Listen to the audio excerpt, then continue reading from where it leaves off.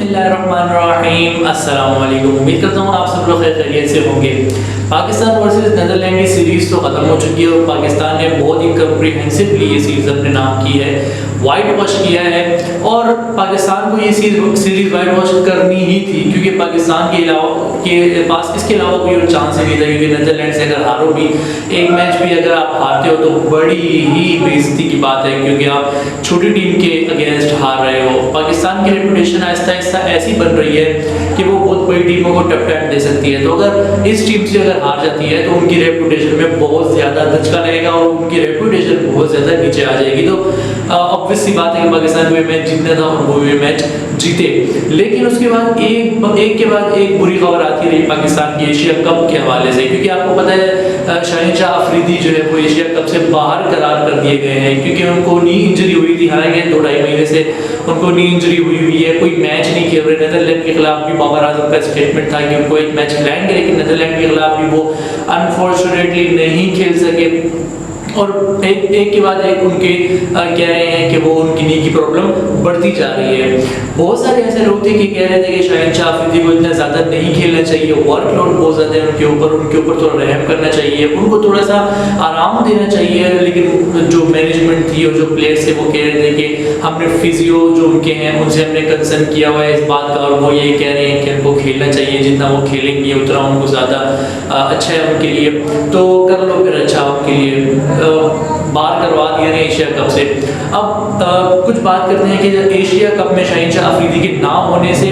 اور Asia cup میں جسپریت بمراہ کے نہ ہونے سے دونوں ٹیموں کو کتنا فرق پڑے گا۔ تو اگر پہلے انڈیا کی بات کر لیں، آپ کو پتہ ہے جیسے انڈیا کا جسپریت بمراہ بھی ایشیا کپ سے باہر ہو چکے ہیں، تو لہٰذا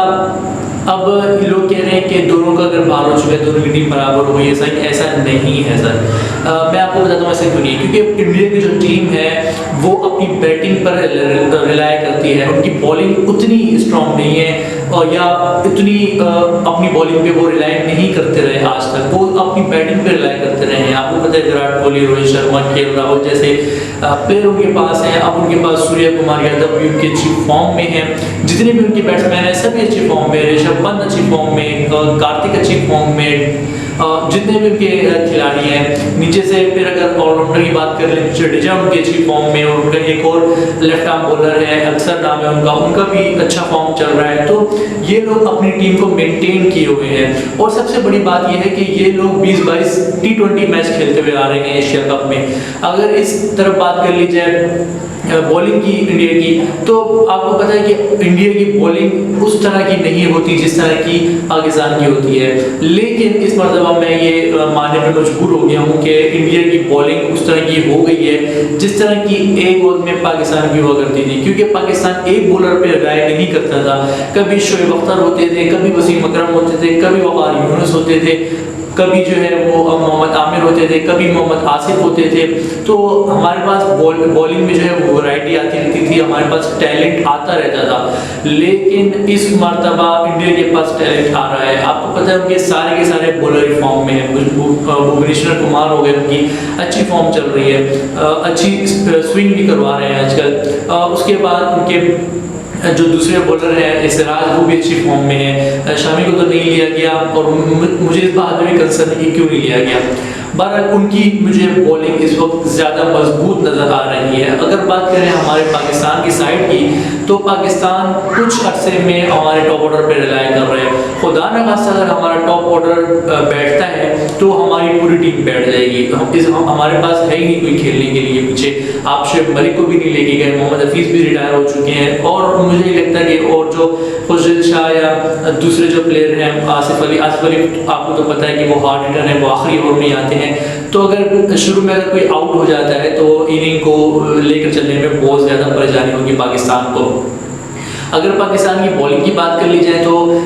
میں یہ کیوں سمجھتا ہوں کہ پاکستان اس وقت بولنگ کمزور ہے، کیونکہ ہم ریلائی کر رہے تھے شاہین شاہ افریدی پہ کہ وہ شروع میں ہمیں وکٹ لے کے دیں گے۔ ہمارا جو اٹیک ہے، ہمارا جو اسٹرانگ پوائنٹ ہے وہ ہے ہی یہی کہ ہم شروع میں جو ہے اگلی کی بیٹنگ توڑتے ہیں، اگلی کی بیٹنگ کو ہم ڈیمیج کرتے ہیں۔ ہمارے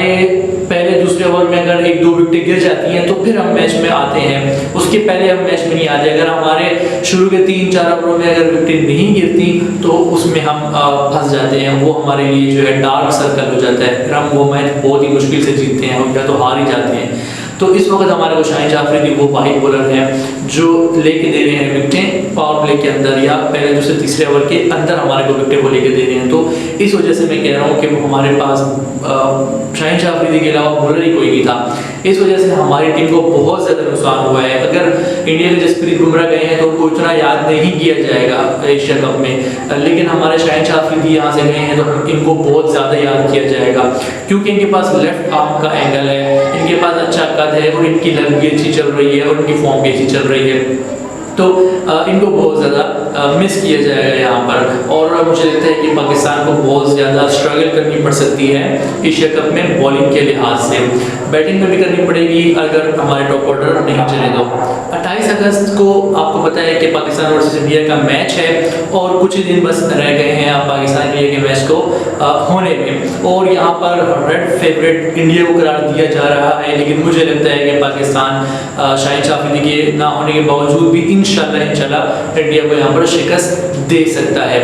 اور اگلے جو میچز جتنے بھی ہوں گے اس پہ ہم نظر رکھیں گے اور بتاتے رہیں گے آپ کو کہ جو نئی نئی خبریں آتی رہیں گی اس کے حوالے سے بھی آپ کو اپڈیٹ کرتے رہیں گے۔